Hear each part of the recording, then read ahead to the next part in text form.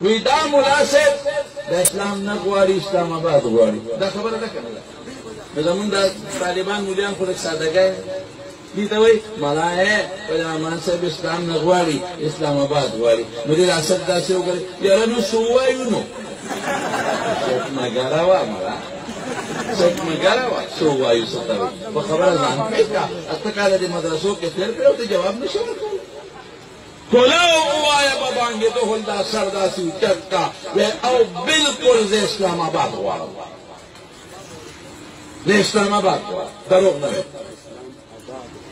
یو ملي نه نه اسلام آباد د سړکونه او د پارلمنټ غواړم تاویل پکې نه تاویل نه کوم تاویل نه کوم زه اسلام آباد غواړم ډنډۍ سره خوا کې چې کوم دی تاکي خبرې کوم دروغ خبره ته نه کوم ولې د اسلام آباد دی پسې انتقال دی که د اسلام آباد دی پسې رجسټري وه زه به ترستو کېږم که اسلام آباد دی خلکو پسې رجسټري ده او د دوی ملکیت دی نو زه به ترستو کېږم او که اسلام آباد زما د هغې ملک دارالخلافه ده خبره ځان پرې کړه که اسلام آباد زما د هغې ملک دارالخلافه ده د کوم ملک په بنیادونو کې چې د شیخ الهند وینې پرتې دي د کم ملک په بنیادونو کې چې زما د علماو وینې پرتې دي د کم ملک په بنیادونو کې چې زما د علماو د تحریک ازادۍ وینې پرتې دي نو د دغې ملک د دارالخلافې حق ماله دې تعالی نه دی